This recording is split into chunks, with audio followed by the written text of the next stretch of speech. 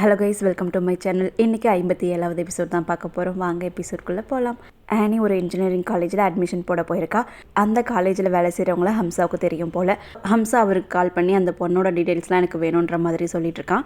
ஆனி அவர் ரூமில் ரொம்ப சோகமாக தான் உட்காந்துட்டு இருக்கா. ஃபாக்கிர் வந்து ஏன் இப்படி உட்காந்துருக்குன்ற மாதிரி தான் கேட்குறான். பாட்டியோட திங்ஸ் எல்லாம் ஆசிரமத்துக்கு கொடுக்கலான்னு பேக் பண்ணிட்டு இருந்தேன். சாய்க்கா ஆண்டி வந்து இதெல்லாம் பண்ணக்கூடாதுன்னு என்னை ரொம்ப திட்டாங்க.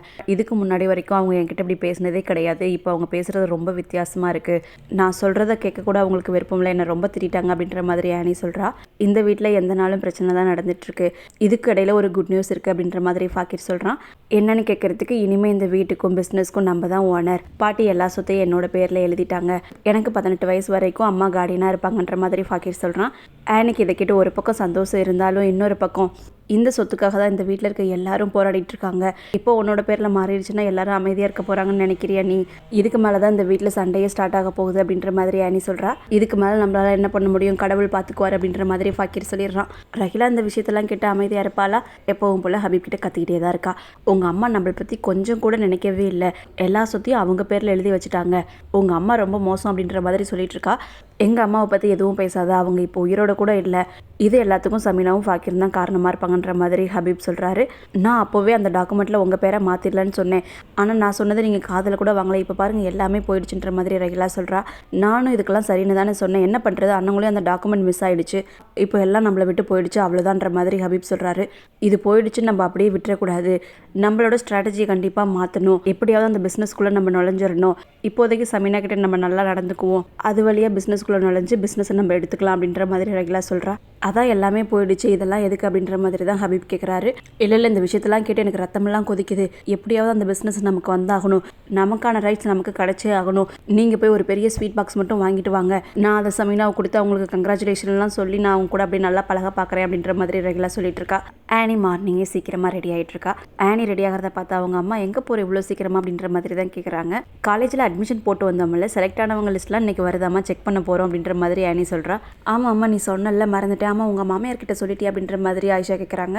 அதெல்லாம் ஃபாக்கிர் பார்த்துக்குவோம் அப்படின்ற மாதிரி ஆனி சொல்கிறா. பரவாயில்ல, உனக்கு ஒரு நல்ல ஹஸ்பண்ட் கிடச்சிருக்காரு, நானும் படிச்சிருந்தா இன்றைக்கி என் லைஃபே வேறு மாதிரி இருக்கும், பரவாயில்ல நீயாச்சும் படிக்கிறேன், நீ இன்னும் பெரிய ஆளாக வரணும் அப்படின்ற மாதிரி ஆயிஷா சொல்லிட்டு இருக்காங்க. சரி சரி லேட் ஆயிடுச்சு, நான் கிளம்புறேன்ற மாதிரி ஆனி கிளம்பிடுறா. என்னன்னு தெரியல, சமீனா இன்னைக்கு பரபரப்பாக கிச்சனில் வேலை பார்த்துட்டு இருக்காங்க. ஆயிஷா வந்தது எங்கே தான் போன, சீக்கிரம் இந்த வெஜிடபிள்லாம் கட் பண்ணி கூட லஞ்ச் ரெடி பண்ணும் அப்படின்ற மாதிரி சொல்லிட்டு இருக்காங்க.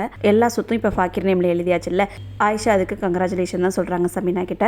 அட்லீஸ்ட் இந்த வீட்டில் நீயாவது ஹாப்பியாக இருக்கியே, இந்த விஷயத்தெல்லாம் கேட்டு மற்றவங்க எல்லாரும் சோகமாக தான் இருக்காங்க அப்படின்ற மாதிரி சமீனா சொல்கிறாங்க. எப்படி நான் சந்தோஷமாக இல்லாமல் இருப்பேன், எனக்கு ரொம்பவே சந்தோஷம் தான். எல்லாரும் சொல்லுவாங்க ஒரு பொண்ணு வந்த நேரம் தான் எல்லாம் நல்லதாக நடக்கும்ட்டு, அதனால் ஆனியை கல்யாணம் பண்ணதும் ஃபாக்கிருக்கு நல்ல காலம் பிறந்துருச்சு அப்படின்ற மாதிரி ஆயிஷா சொல்கிறாங்க. அப்படி பார்த்தா இந்த சொத்து எல்லாத்தையும் ஜகீர் தான் சம்பாரிச்சாரு, அப்போ நான் வந்ததுனால தானே எல்லாம் நடந்திருக்கு அப்படின்ற மாதிரி சமீனா கேட்குறாங்க. ஆமான்ற மாதிரி தான் ஆயிஷாவும் சொல்கிறாங்க. அப்போ ஹபீப்க்கு எதுவுமே கிடைச்சதில்ல, அப்போ நீ வந்ததுனால தானே ஹபீப்க்கு எதுவும் கிடைக்கல அப்படின்ற மாதிரி சமீனா கேட்குறாங்க. ஆயிஷாவுக்கு இதை கேட்டதும் ஒரு மாதிரி ஆகிறது. நான் சும்மா காமெடிக்காக சொன்னேன், நான் இது மாதிரி விஷயத்தெல்லாம் நம்புறதே கிடையாது. ஒரு ஆம்பளை வேலையும் செய்யலை, வேலைக்கும் போகலை, எதுவுமே பண்ணலை அப்படின்னா அது பொண்ணோட நேரம் நம்ம சொல்ல முடியுமா? ஒரு பொண்ணுனால தான் எல்லாமும் நடக்குதுன்னு நம்ம சொல்ல முடியாதுன்ற மாதிரி தான் சமீனா சொல்கிறாங்க. ரஹிலா ஃபைஸாவுக்கு மாப்பிள்ளை பார்க்க சொல்லியிருந்தால, அவங்க மாப்பிள்ளை பார்த்துட்டாங்க போல், அவங்கள கூட்டிகிட்டு வர சொல்லிட்டு இருக்கா. அவங்க அந்த மாப்பிள்ளையை கூட்டிகிட்டு வரதுக்கு கொஞ்சம் தயங்கி தான் இருக்காங்க போல். ஹபீப் தான் ஃபைஸாவோட அப்பா, அவரே எல்லாத்துக்கும் ஓகே சொன்னதுக்கப்புறம் யாரால என்ன பண்ண முடியும், நானும் கூட தான் இருக்க போகிறேன், ஃபர்ஸ்ட் இந்த கல்யாணம் முடிவாகட்டும், உனக்கு கிடைக்க வேண்டியது எல்லாம் கிடைக்குன்ற மாதிரி ரஹிலா சொல்லிட்டு இருக்கா. ரஹிலா சமீனாவுக்கு ஸ்வீட் கொண்டு வந்து தான் கொடுக்குறா. ஸ்வீட் கொடுத்ததுக்கு ரொம்பவே நன்றி, ஆனால் எனக்கு ஸ்வீட்டே பிடிக்காதுன்ட்டு அவங்க ஸ்வீட்டே எடுத்துக்கல. அப்புறம் ரஹிலா அதை இதையும் பேச ஆரம்பிக்கிறா. ஃபாக்கிர் இப்போ பிஸ்னஸை ரொம்ப நல்லாவே பார்த்துக்கிறான். ஹபீபும் ஃபாக்கிர் கூடயே இருந்தால் ஹபீப் கிட்ட இருந்து ஃபாக்கிர் நிறையவே கற்றுக்கலாம். இவருக்கு அவ்வளோ எக்ஸ்பீரியன்ஸ் இருக்குல்ல, ரொம்பவே நல்லா ஒர்க் பண்ணுவார். என்னோட கசின் கூட ஹபீபா அவங்க பிஸ்னஸில் ஜாயின் பண்ண சொல்லி கூப்பிட்டுட்டே இருக்காங்க. அவருக்கு வேலை கிடைக்கிறது ஒன்றும் அவ்வளோ பெரிய கஷ்டம் இல்லை அப்படின்ற மாதிரி ரஹிலா சொல்லிட்டு இருக்கும்போதே, ஹபீபா அந்த பிஸ்னஸ்லேயே ஜாயின் பண்ண சொல்லுங்கள், இது ரொம்பவே நல்ல விஷயம், இதுக்காக நான் ஸ்வீட் எடுத்துக்கிறேன்னு சமீனா சொல்கிறாங்க. நீங்களே எடுத்துக்க வேணா, நான் ஊட்டி விடுறேன்ட்டு ரஹிலா ஊட்டிலாம் விடுறா. ரஹிலா ஏதோ பில்டப் காமிக்கிறதுக்காக இப்படிலாம் சொன்னா, ஆனால் கடைசியில் இப்படி முடிஞ்சிருச்சு. இந்த காலேஜில் அவளுக்கு சீட் கிடைக்கணுன்றதுக்காக ஆனி கடவுள்கிட்டலாம் வேண்டிக்கிறா. இது உனக்கு ரொம்பவே பிடிச்ச காலேஜ், கண்டிப்பாக ஒரு நாள் இந்த காலேஜுக்கு நீ பிரின்சிபலாக தான் போகிற அப்படின்ற மாதிரி ஃபாக்கிர் சொல்கிறான். எனக்கு ரொம்பவே பயமாக இருக்குன்ற மாதிரி தான் ஆனி சொல்லிட்டு இருக்கா. எதுக்காக இவ்வளோ பயப்படுற, நல்ல மார்க் எடுத்திருக்க, கண்டிப்பாக உனக்கு சீட் கிடச்சிரும், வெளியே வரும்போது பரிசிரிச்சுக்கிட்டே தான் வருவேன்ற மாதிரி ஃபாக்கிர் சொல்கிறான். நல்ல மார்க் எடுத்திருந்தாலும் இது ரொம்ப பெரிய காலேஜ், என்னோட நிறைய மார்க் எடுத்தவங்களும் கண்டிப்பாக இங்கே வந்திருப்பாங்க அப்படின்ற மாதிரி தான் ஆனி சொல்லிட்டு இருக்கா. கண்டிப்பாக உனக்கு சீட் கிடைக்க தான் போகுது, சீட் கிடச்சிருச்சுன்னா எனக்கு பீஸா வாங்கி கொடுன்ற மாதிரி ஃபாக்கிர் சொல்கிறான். இல்லை நீ தான் எனக்கு பீஸா வாங்கி தரணும் அப்படின்ற மாதிரி ஆனி சொல்கிறா. அப்புறம் ஆனி அந்த காலேஜுக்குள்ளே போயிட்டு நம்ம நேம் இருக்கா அப்படின்ற மாதிரி செக் பண்ணி பார்க்குறா. ஆனால் அவளோட நேம் அதில் இல்லை. அப்புறம் அங்கே இருக்க பசங்கள்லாம் செகண்ட் லிஸ்ட்டை செக் பண்ணி பாருன்ற மாதிரி பேசிகிட்டு இருக்காங்க. அதை கேட்டதும் செகண்ட் லிஸ்ட்டுன்னு ஒன்று இருக்கான்ட்டு அதை பார்க்கலான்ட்டு பார்க்குறா. அதில் அவளோட நேம் இருக்குது. அதை பார்த்ததும் அவளுக்கு அவ்வளோ சந்தோஷமாகிடுது. அந்த சீனை அப்படியே கட் பண்ணிவிட்டு வீட்டை தான் காமிக்கிறாங்க. சமீனா ஆயிஷா கிட்ட கிச்சனில் அவ்வளோ வேலை இருக்குது, நீ இங்கே இருக்க அப்படின்ற மாதிரி கேட்குறாங்க. நான் தான் லஞ்செலாம் ரெடி பண்ணி வச்சுட்டு தானே வந்தேன்ற மாதிரி ஆயிஷா சொல்கிறான். லஞ்செலாம் ரெடி பண்ணியாச்சு, இன்னும் ப்ரெட்டு செய்யவே இல்லையே அப்படின்ற மாதிரி அவங்க கேட்குறாங்க. நீங்கள் ப்ரெட்டு செய்வீங்கன்னு நான் நினச்சேன் அப்படின்ற மாதிரி ஆயிஷா சொல்கிறாங்க. என்னால் இதுக்கு மேலே வீட்டில் வேலை செய்ய முடியாது, ஆஃபீஸையும் பார்த்தாகணும், வீட்டையும் பார்த்தாகணும், ரெண்டையும் என்னால் பார்க்க முடியாது. இனிமேல் இந்த வீட்டை நீயும் ஆனியும் தான் பார்த்துக்கணுன்ற மாதிரி சமீனா சொல்கிறாங்க. நீங்கள் எதுவுமே செய்ய மாட்டீங்களான்ற மாதிரி ஆயிஷா கேட்குறா. எப்படி எல்லாத்தையும் என்னால் பார்த்துக்க முடியும், ஒன்று ஆஃபீஸை பார்க்கணும் இல்லை வீட்டை பார்க்கணும். இப்போ கூட ஆஃபீஸ்லேருந்து கால் பண்ணாங்க, ஏதோ சைன் பண்ணணுமாம்மா, நான் போயிட்டு எப்போ வருவேன்னு தெரியாது, சீக்கிரம் ப்ரெட்டு மட்டும் செஞ்சு வை அப்படின்ற மாதிரி சொல்லிட்டு போயிடுறாங்க. எல்லாத்தையும் நான் தான் பண்ணேன், இப்போ ப்ரெட்டையும் நான் தான் பண்ணணுமான்ட்டு சலிச்சுக்கிறாங்க ஆயிஷா. ஆனி இன்னமும் ரொம்ப சோகமாக தான் இருக்கா. இப்போதான் நீ ரொம்ப தைரியமாக இருக்கணும், உன்னோட கனவு கண்டிப்பாக நினைவாகணும், நீ ஆசைப்பட்டதை நீ செஞ்சே ஆகணுன்ற மாதிரி ஆயிஷா சொல்கிறாங்க. நான் சமீனா ஆண்டிக்கு ப்ராமிஸ் பண்ணியிருந்தேன் நான் வீட்டு வேலையெல்லாம் பார்த்துக்குவேன்ட்டு. ஆனால் இப்போ நான் காலேஜுக்கும் போகணும், எப்படி நான் வீட்டு வேலையை பார்த்துட்டு படிக்கிறது அப்படின்ற மாதிரி தான் கேட்குறா. உங்கள் அம்மா நான் இங்கே தானே இருக்கேன், நான் எல்லாத்தையும் பார்த்துக்கிறேன், நீ படிக்கிற வேலையை மட்டும் பாரு, படிக்கிறது உன்னோட கனவு மட்டும் கிடையாது, அது நம்மளோட கனவு, கண்டிப்பாக நீ படித்து முடிக்கணுன்ற மாதிரி அவங்க அம்மா ஆறுதல் சொல்லிட்டு இருக்காங்க. ஃபைஸாவுக்கு ஒரு மாப்பிள்ளை பார்த்துருக்காங்கன்னு சொன்னாங்க பார்த்தீங்களா, அவங்கள ரஹிலா வீட்டுக்கு கூட்டிகிட்டு வரா. யார் இவங்க அப்படின்ற மாதிரி தான் சமீனா கேட்குறாங்க. கூடிய சீக்கிரத்தில் இந்த வீட்டோட மருமகனாக போகிறாரு அப்படின்ற மாதிரி ரஹிலா சொல்கிறா. அறிவேதான் உனக்கு கெட்டு போச்சா, என்ன பேசிகிட்டு இருக்க நீ அப்படின்ற மாதிரி தான் சமீனா கேட்குறாங்க.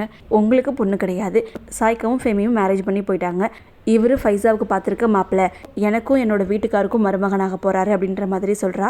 ஆயிஷா இதை கேட்டதும் கத்த ஆரம்பிச்சிடுறாங்க. அவள் சின்ன பொண்ணு, அவளுக்கு போய் மாப்பிள்ளை பார்த்துருக்கேன்னு சொல்கிறீங்க, இவங்களாம் என்ன பேசிகிட்டு இருக்காங்க அப்படின்ற மாதிரி சமீனா கிட்ட கேட்குறாங்க. ரஹிலா ஹபீபை பேச சொல்லி கண்ணாலே செய்ய காமிக்கிறா. ஆனால் அவர் கம்மனு தான் உட்காந்துருக்காரு. நீ யார் ஃபைஸாவுக்கு மாப்பிள்ளை பார்க்குறதுக்கு, அவளோட பேரை சொல்லக்கூட உனக்கு அருகதை கிடையாதுன்ற மாதிரி சமீனா சொல்கிறாங்க. நான் ஃபைஸாவோட ஸ்டெப் மதராக இருக்கலாம், ஆனால் நானும் அவளோட அம்மா தான், நான் ஹபீபோட பர்மிஷனோட தான் இதெல்லாம் பண்ணிட்டு இருக்கேன். இவர் ஊர்லேயே பெரிய ஆள், மொபைல் ஷாப் வச்சிருக்காரு, இவர் கை நிறைய சம்பாதிக்கிறாரு, வீட்டில் யாரும் கிடையாது, மாமியார்ன்ற பிரச்சனையே கிடையாதுன்ற மாதிரி ரஹிலா சொல்கிறா. லூசுத்தனமாக பேசுகிறத ஃபஸ்ட்டு நிப்பாட்ட, அந்த ஆளை வெளியே போக சொல்லி என் பொண்ணெல்லாம் அவருக்கு தரமாட்டேன்ற மாதிரி ஆயிஷா கத்துறாங்க. சமீனா ஹபீப் கிட்ட ஃபஸ்ட்டு அந்த ஆளை கூட்டிகிட்டு ரஹிலாவை வெளியே போக சொல்லுன்ற மாதிரி தான் சொல்கிறாங்க. அவ்வளோ நேரம் அமைதியாக இருந்த அந்த மாப்பிள்ளை என்னை பற்றி இப்படி பேசிகிட்டு இருக்கீங்க, நானும் நல்ல மனுஷன் தான் அப்படின்ற மாதிரி சொல்கிறாரு. சமீனா ஒரே வார்த்தையில் அவங்கள வெளியே போங்கன்னு சொல்லிட்டு ஹபீப் கிட்ட தான் கத்துறாங்க. ஃபைஸாவை பாரு, அவளுக்கு எவ்வளோ சின்ன வயசு, இந்த வயசில் எதுக்கு அவளுக்கு மேரேஜ் பண்ணி வைக்கணும், ஆல்ரெடி நம்ம ஆனிக்கு மேரேஜ் பண்ணி வச்சு ரொம்ப பெரிய தப்பு பண்ணிட்டோம், இப்போ மறுபடியும் அந்த தப்பை நம்ம பண்ணணுமா அப்படின்ற மாதிரி தான் சமீனா கேட்குறாங்க. ஃபைஸாவுக்கு சின்ன வயசு தான், ஆனால் சின்ன வயசுலேயே மேரேஜ் பண்ணி வைக்கிறது தானே பொண்ணுங்களுக்கு நல்லதுன்ற மாதிரி ஹபீப் சொல்கிறாரு. ஆனி அவங்க அப்பா கிட்ட எனக்கு மேரேஜ் பண்ணி வச்சு உங்களோட ஆசை இன்னும் அடங்கலையா, நீங்கள் இந்த விஷயத்தில் பிடிவாதமாக இருந்தீங்களா, இந்த வீட்டில் நடக்கிறதே வேறையாக இருக்கும், இந்த வீட்டில் 2 சாவு நடக்கும்னு சொல்லிட்டு ஃபைஸாவை கூட்டிகிட்டு உள்ளே போயிடுறா ஆனி. அந்த வயசான மாப்பிள்ளை ரொம்ப கத்திட்டு இருக்காரு ரஹிலா கிட்ட. என்னை இங்கே கூட்டிகிட்டு வந்து இப்படி அவமானப்படுத்துறீங்க அப்படின்ற மாதிரி தான் பேசிகிட்டு இருக்காரு. நான் அவங்ககிட்ட பேசி புரிய வைக்கிறேன், இவ்வளோ நல்ல மனுஷனாக இருப்பீங்க, கண்டிப்பாக ஃபைஸாவுக்கு நீங்கள் தான் நல்ல மாப்பிள்ளையாக இருப்பீங்க, கொஞ்ச நாள் மட்டும் வெயிட் பண்ணுங்கன்ற மாதிரி ரஹிலா சொல்லிட்டு இருக்கா. நான் ஏதாச்சும் பண்ணுறதுக்குள்ளே நீ ஏதாச்சும் பண்ணணும், இல்லைனா நடக்கிறதே வேற, சீக்கிரம் ஏதாச்சும் பண்ணுன்ற மாதிரி அவர் சொல்கிறாரு. ரஹிலாவும் சீக்கிரமே நான் அவங்ககிட்ட பேசி மேரேஜ் ரெடி பண்ணுறேன்ற மாதிரி சொல்லிட்டு இருக்கா.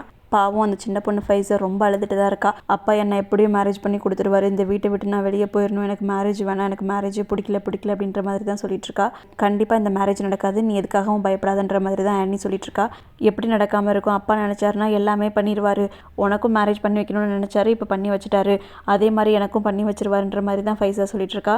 அப்பாவால் ஒன்றும் பண்ண முடியாது, என்னோட மேரேஜுக்கு ஃபேமிலியே சப்போர்ட் பண்ணாங்க, அதனால் மேரேஜ் நடந்தது, இப்போ ஃபேமிலியே உன் பக்கம் இருக்குது, கண்டிப்பாக இந்த மேரேஜ் நடக்காதுன்ற மாதிரி ஆனி சொல்லிட்டு இருக்கா. அப்பா எல்லாரையும் கன்வின்ஸ் பண்ணிடுவார், நீயும் எவ்வளவோ ஸ்டாப் பண்ணணும்னு நினச்ச உன்னோட மேரேஜை, ஆனால் ஒன்றும் பண்ண முடியல, கண்டிப்பாக அந்த மேரேஜ் நடக்க தான் போகுது, எனக்கு பயமாக இருக்குன்ற மாதிரி தான் ஃபைஸா சொல்லிட்டு இருக்கா. யார் உன் பக்கம் இருக்காங்களோ இல்லையோ, கண்டிப்பாக உன் பக்கம் நான் இருப்பேன், உனக்கு மேரேஜ் நடக்க கண்டிப்பாக நான் விட மாட்டேன்ற மாதிரி ஆனி சொல்லிட்டு இருக்கா. ரஹிலா ஹபீப் கிட்ட தான் கத்திட்டு இருக்கா. ஒரு நல்ல மாப்பிள்ளையை நான் கண்டுபிடிச்சி கூட்டிகிட்டு வந்தால் எல்லாரும் எப்படி பண்ணிட்டு இருக்கீங்க, ஃபைஸாவோட அம்மா இது வரைக்கும் ஒரு நல்ல மாப்பிள்ளையை கூட்டிகிட்டு வந்திருக்காளா, ஆனால் நான் பண்ணியிருக்கேன், ஆனால் என்ன எல்லாரும் இப்படி பேசிகிட்டு இருக்கீங்க, அந்த சமீனா எதுக்கு இப்படி பேசிகிட்டு இருக்காங்க, ஃபைஸா உங்களோட பொண்ணு தானே, நடுவில் வரதுக்கு அவங்க யார் அப்படின்ற மாதிரி ரஹிலா கேட்டுட்ருக்கா. நீ என்ன பண்ணேன்னு நீயே பாரு, நீ அவரை இங்கே கூட்டிகிட்டு வரேன்னா என்கிட்ட முன்னாடியே சொல்லியிருந்திருக்கணும், நான் அவங்ககிட்ட பேசியிருப்பேன்ற மாதிரி அவர் சொல்கிறாரு. இது எல்லாத்துக்கும் காரணம் நான் தானே சொல்கிறீங்களா, நீங்கள் அமைதியாக இருந்து தான் எல்லாத்துக்கும் எல்லாத்துக்கும் காரணம். அவ்வளோ சின்ன பொண்ணாவா அவள் என்ன பயமுறுத்திட்டு இருக்கா. ஃபைஸாவுக்கு மேரேஜ் பண்ணி வைக்கிறதுக்கு அவள் தடையாக இருக்கா. அவளை ஃபஸ்ட்டு கூப்பிட்டு திட்டுங்க அப்படின்ற மாதிரி ரெகுலராக சொல்லிட்டு இருக்கும்போதே ஆனி வந்துடுறா. என்னை கூப்பிடவே தேவையில்ல, நானே இங்கே வந்துட்டேன் அப்படின்ற மாதிரி ஆனி சொல்கிறா. பார்த்தீங்களா அவளை எவ்வளோ திமிர் இருந்தால் இப்படி நம்ம முன்னாடி வந்து மறுபடியும் நிற்பா. பெற்றவங்களுக்கு கொஞ்சம் கூட மரியாதை தர மாட்டேங்கிறன்ற மாதிரி ரெகுலா ஹபீப் கிட்ட சொல்லிட்டு இருக்கா. ஃபர்ஸ்ட் ஆஃப் ஆல் நீங்கள் என்னோட அம்மா கிடையாது. அப்புறம் என்னோட தங்கச்சிக்கு எதிராக நீங்கள் முடிவெடுத்தீங்கன்னா இப்படி தான் உங்கள் முன்னாடி வந்து நிற்பேன் அப்படின்ற மாதிரி ஆனி சொல்கிறா. உனக்கு மரியாதைனா என்னன்னு தெரியாதா, ரஹிலாவுக்கு மரியாதை கொடுத்து பேசுன்ற மாதிரி ஹபீப் சொல்கிறாரு. நாங்களாம் உங்களோட பொண்ணுங்கன்றதே நீங்கள் மறந்துட்டீங்களா? எல்லா அப்பாவும் அவங்களோட பொண்ணுங்களை அப்படி பார்த்துக்குவாங்க. பொண்ணை மேரேஜ் பண்ணி கொடுக்குறப்ப அவங்க அவ்வளோ வருத்தப்படுவாங்க, ஃப்யூச்சரில் அவள் கஷ்டப்பட்டுருவாளோ என்னமோ அப்படின்றதுக்காக. ஆனால் நீங்கள் சின்ன பொண்ணுக்கு மேரேஜ் பண்ணி வைக்க பார்க்குறீங்க. எப்படி உங்களால் மட்டும் இப்படி பண்ண முடியுதுன்ற மாதிரி ஆனி கேட்குறா. நீ என்னை கெட்டவனாகவே நினச்சிட்ருக்க. ஆமாம், நான் கெட்டவன் தான். ஆனால் என்னோட பொண்ணுங்களுக்கு நான் எதிரி கிடையாது. ஃபைஸாவுக்கு சின்ன வயசு தான், ஆனால் சின்ன வயசில் மேரேஜ் பண்ணி கொடுக்கறது தான் நல்லது. இப்போ உன்னை மேரேஜ் பண்ணி கொடுத்து நீ என்ன கஷ்டப்பட்டுட்டு இருக்க, அவள் கஷ்டப்படுவான்னு நீ நினைக்கிறதுக்கு ரஹிலா கூட்டிகிட்டு வந்த மாப்பிள்ளை ரொம்ப நல்ல மாப்பிள்ளையாக தெரிகிறாரு.